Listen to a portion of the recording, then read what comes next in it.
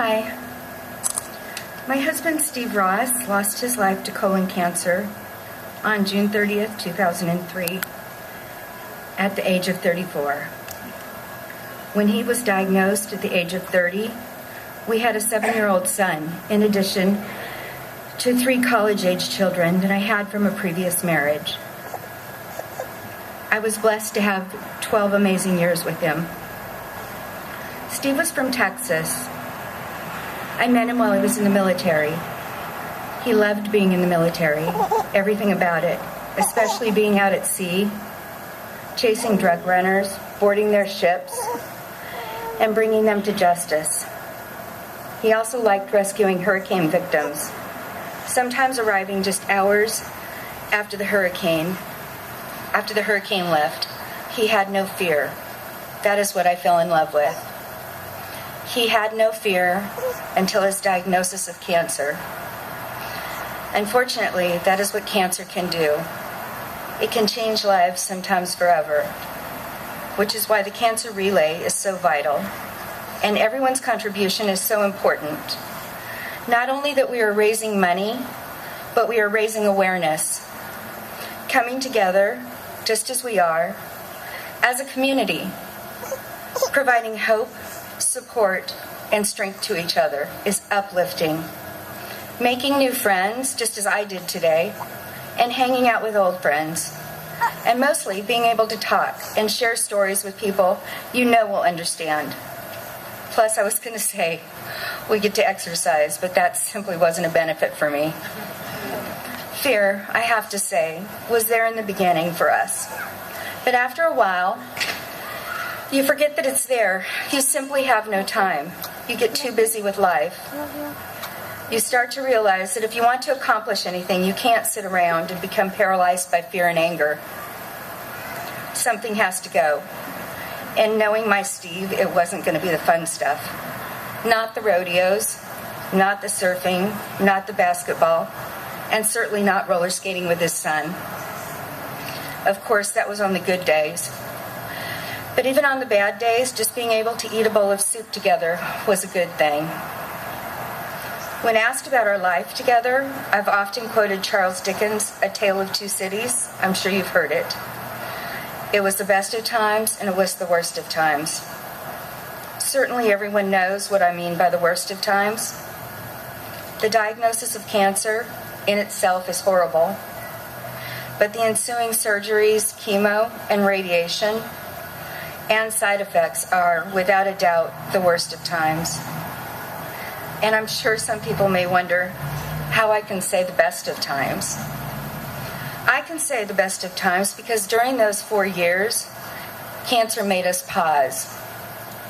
Just pause. We looked at our lives, talked about our lives, sometimes all night long. We held hands longer. We kissed longer. We laughed at silly stuff more.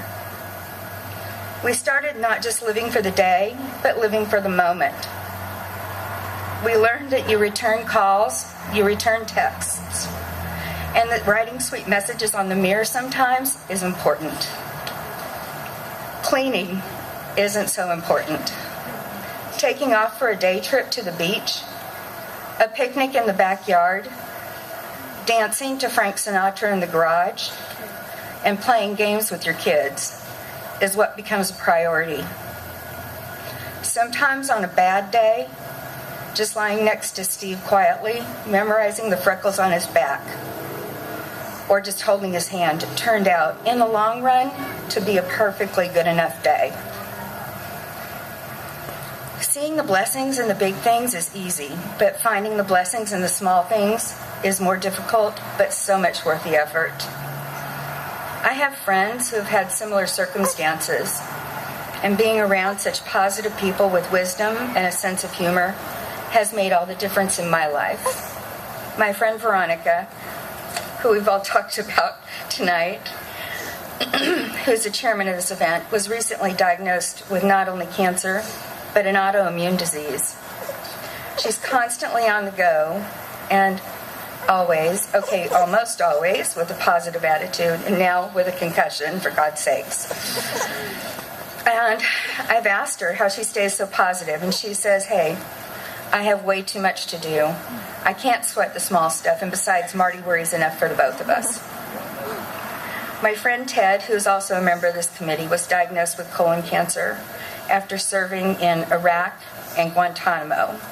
He was on his 3rd deployment when he was diagnosed, and he's now a survivor after a long battle. He has a really funny attitude about things right now, or in general. Anytime something goes wrong in his life, he doesn't get all worked up. He just says, what's the worst that can happen? Are they going to send me back to Iraq? Give me cancer? I've been there, done that. This is nothing.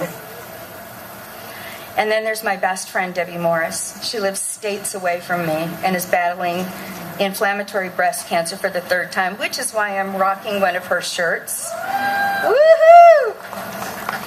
I'm not even sure what to say about her except that she's a warrior, battling breast cancer for the 3rd time in 10 years. She fosters homeless animals and supports other women with inflammatory breast cancer. On good days, she goes fishing, and on bad days, we have virtual internet dates. We eat ice cream for dinner and hold hands. For her, if it's a bad day, she says, hey, I get to eat ice cream for every single meal. How bad can the day really be? As I was writing this speech, I thought about this year's Cancer Relay theme, When You Wish Upon a Cure. It reminded me of all of the amazing trips Steve and I took with our family to Disneyland and Disney World. One ride in particular comes to mind, Mr. Toad's Wild Ride. It was always one of our favorites. Living through Steve's cancer became much like that ride. What I learned in life, in general, is much like that ride. The ups, the downs, and you never know what's coming around the corner. But you get on, and you hold on tight, and you realize that you can't control the direction that you're going in. You just simply have to try and enjoy the ride. Thank you. Thank you for coming, and thank you for your support.